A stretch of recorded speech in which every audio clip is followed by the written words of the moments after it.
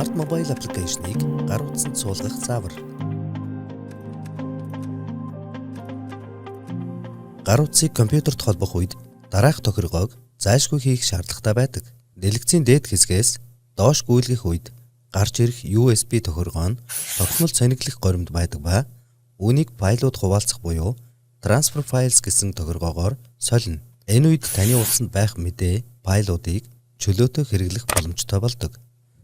Ингээд гар утсанд аппликейшнээ суулгахад бэлэн боллоо.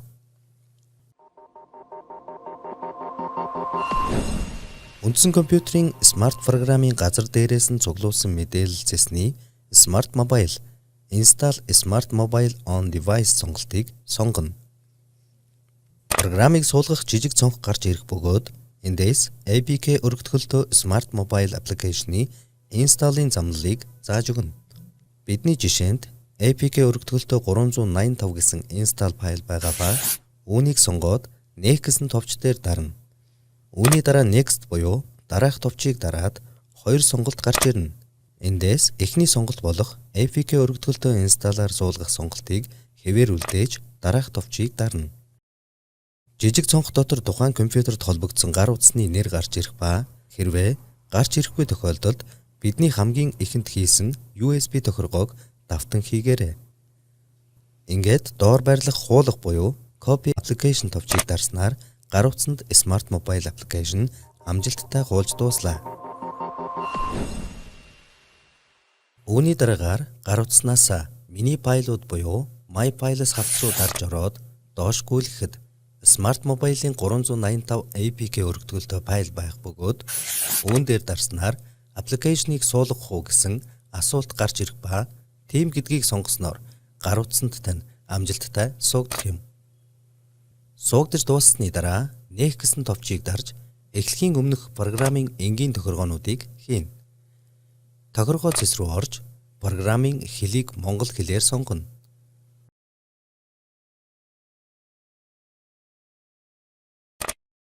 Мөн харагдах байдлыг 100% болгож координатыг градус, минут, секундээр тохируулна.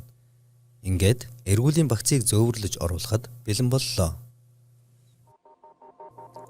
Үндсэн компьютер дээр байрлах смарт программын газар дээрээс нь цуглуулсан мэдээлэл зэсний Smart Mobile эргүүлийн багцыг зөөвөрлөх гэдгийг дарж орно. Гарч ирэх цонхноос device буюу төхөөрөмж гэсэн сонголтыг хэвээрүүлдэг.